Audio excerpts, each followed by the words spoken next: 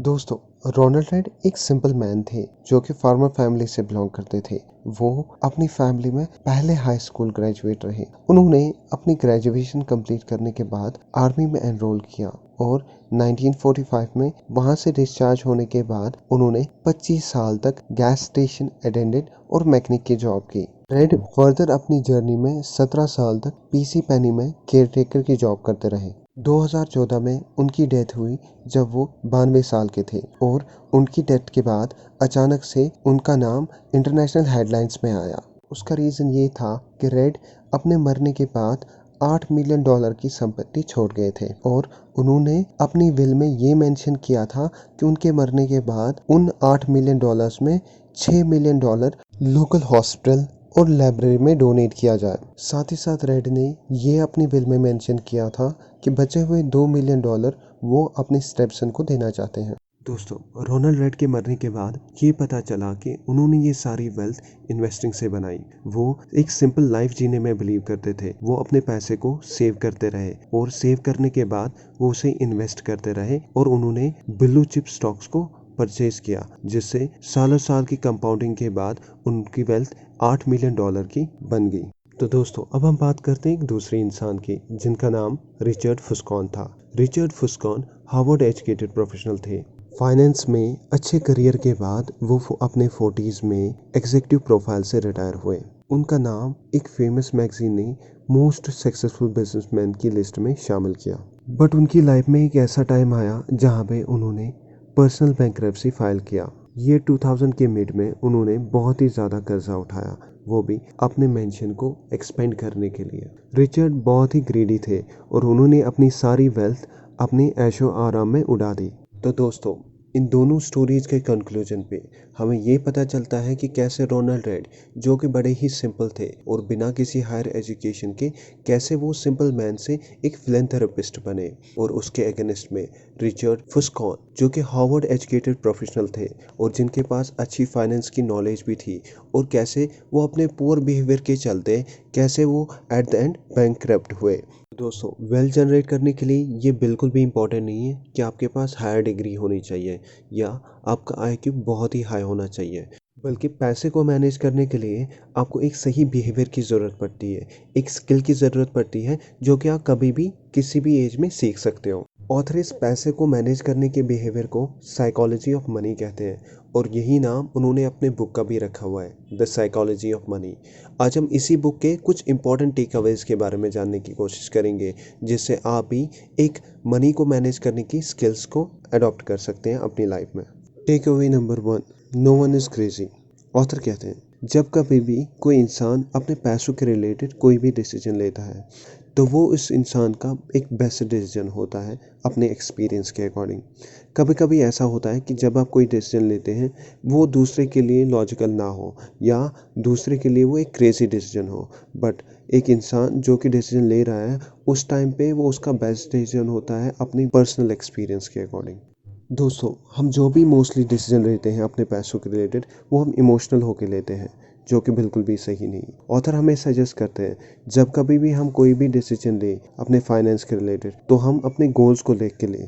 Take away number 2, luck and risk. Author कहते हैं, कभी कभी चीज़ें एक्चुअल में बहुत ही डिफरेंट होती है जैसे हम उन्हें समझते हैं। दोस्तों, कभी कभी जब आप अपनी लाइफ में एक सक्सेसफुल इंसान को देखते हो तो आपके दिमाग में एक चीज़ आ जाती है कि यार, इस इंसान ने तो अपनी लाइफ में बहुत ही हार्ड वर्क किया होगा जिसकी वजह से इसने इतनी वेल्थ पाई हुई है। इस साइड से जब आप ऐसे इंसान को देखते हो जिसने लाइफ में कुछ भी अचीव ना किया हो तो आप सोचने लगते हो कि इस इंसान ने तो अपनी लाइफ में बिल्कुल भी कोई मेहनत नहीं की है, जबकि ऐसा सही हमेशा नहीं होता। दोस्तों, लक एक रियलिटी है जिसे एक्सेप्ट करना बहुत ही मुश्किल होता है बहुत सारे लोगों के लिए। एक्चुअल लाइफ में कभी कभी ऐसा भी होता है, एक इंसान जो कि ज़्यादा मेहनत भी नहीं करता वो फिर भी सक्सेसफुल हो जाता है, और दूसरी साइड से जो इंसान बहुत ही हार्ड वर्क करता है बट उसके साथ उसका लक ना होने के कारण वो फिर भी फेलियर में कन्वर्ट हो जाता है। तो कहते हैं, लक और रिस्क दोनों ही रियलिटी है जिसे कुछ लोग ही एक्सेप्ट कर पाते हैं। दोस्तों, ऐसे तो आपने बहुत से सक्सेसफुल लोगों को कहते हुए सुना होगा कि उनकी कामयाबी का राज हार्ड वर्क है, बट ऐसे कुछ ही सक्सेसफुल लोग हैं जो कहते हैं कि उनकी कामयाबी का राज लक है। दोस्तों, तभी हमें ऑथर सजेस्ट करते हैं जब कभी भी हम कोई इन्वेस्टमेंट कर रहे हैं, भले ही हम कितनी भी मेहनत कर रहे हैं, फिर भी ये गारंटी नहीं है कि हमें 100% सक्सेस मिले। तभी दोस्तों ऑथर कहते हैं कि जब कभी भी हम इन्वेस्टमेंट करें तो रिस्क उस तरीके से लें कि इफ इन केस अगर हम फेल भी होते हैं तो नेक्स्ट टाइम हम रिस्क लेने की पोजीशन में रह पाएँ। Take away number 3, never having enough. Author कहते हैं कभी कभी हम अपनी लाइफ में वो सब कुछ खो देते हैं जो कि हमारे पास ऑलरेडी है, और वो भी इस वजह से क्योंकि हम ये सोच रखते हैं कि हमारे पास अभी बहुत कुछ नहीं है, जबकि हमारे पास ऑलरेडी पावर, स्टेटस और वेल्थ रहता है। ऑथर कहते हैं हम खुद को कंपैरिजन में रखने लगते हैं किसी ऐसे इंसान के साथ जो कि हमसे बहुत अमीर हो, और हम ये मान के चलते हैं कि शायद हमारे पास अभी काफ़ी नहीं है, और इस वजह से हम वो सब कुछ रिस्क में डाल देते हैं जो कि हमारे पास ऑलरेडी है और जो हमारे लिए एक्चुअल में बहुत इंपॉर्टेंट है। दोस्तों हमें ये समझ लेना चाहिए कि अगर हमारी लाइफ में ऑलरेडी वो सब कुछ है जो कि हमारे लिए एक्चुअली इंपॉर्टेंट है, तो हमें आगे रिस्क लेने की कोई ज़रूरत नहीं है। Take away number 4, compounding. दोस्तों कंपाउंडिंग को दुनिया का 8वां अजूबा माना जाता है। ऑथर कहते हैं आप कंपाउंडिंग को बिल्कुल भी अंडर एस्टिमेट ना करें। वॉरेन बफे जो कि दुनिया के फेमस इन्वेस्टर हैं, जिनकी करंट नेटवर्थ $80 मिलियन है, ऐसा कहा जाता है उनकी 99% ऑफ नेटवर्थ उनके 50th बर्थडे के बाद ही अकोमोडेट की गई, जिसका मतलब ये है कि वॉरेन बफे पिछले 60-70 साल से इन्वेस्टिंग कर रहे हैं। ऑथर कहते हैं वॉरेन बफे पे 200 से ज़्यादा बुक्स लिखी गई है कि वो कैसे अमीर बने।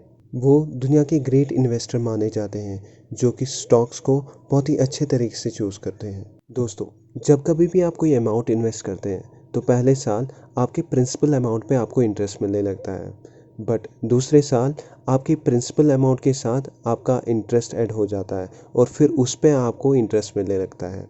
दोस्तों मान लीजिए आपके पास जीनी आता है और जीनी आपको 2 चॉइसेस देता है।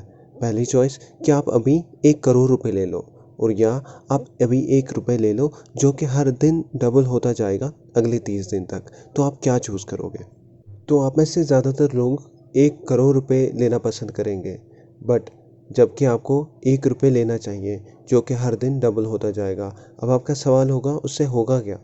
अगर वो आप 1 रुपए लेते हैं जो कि हर दिन डबल होता जाएगा अगले 30 दिन तक, तो 30 दिन के बाद वही 1 रुपए 53 करोड़ बन जाता है कंपाउंडिंग की हेल्प से। जी बिल्कुल, आपने सही सुना, और इसे हम कहते हैं पावर ऑफ कंपाउंडिंग। तभी हमें ऑथर सजेस्ट करते हैं कि हमें कंपाउंडिंग को अंडर एस्टिमेट नहीं करना चाहिए।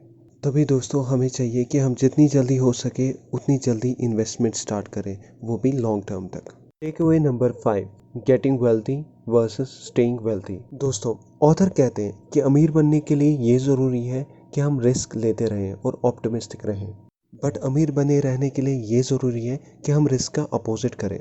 हम अमीर बने रहें उसके लिए ये ज़रूरी है कि हम हम्बल रहें और हमारे मन में ये डर रहे कि जो हमने वेल्थ कमाई है ये हमारे हाथ से चली भी जा सकती है। इसीलिए हमें चाहिए कि हम पैसों को वेस्ट ना करें और ये एक्सेप्ट करें कि जो हमने वेल्थ बनाई है ये कहीं ना कहीं हमारी लक के वजह से हमें मिली है, और ये ज़रूरी नहीं है कि हमारा लक हमें हर बार साथ दे। दोस्तों कंपाउंडिंग भी तभी काम करती है जब आप उसे टाइम दो ग्रो होने के लिए। अगर आप कंसिस्टेंटली रिस्क लेते रहें और अपनी सारी वेल्थ वेस्ट कर देते हैं तो आपकी ग्रोथ प्लान्स, इन्वेस्टमेंट किसी भी काम के नहीं। तो दोस्तों ये थे कुछ important takeaways the book psychology of money से।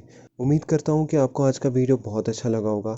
इस चैनल को सब्सक्राइब करना ना भूलें, और साथ ही साथ ये वीडियो अपने फ्रेंड्स और फैमिली के साथ ज़रूर शेयर करिएगा। मिलते हैं ऐसे ही किसी नए वीडियो में, तब तक के लिए बाय बाय।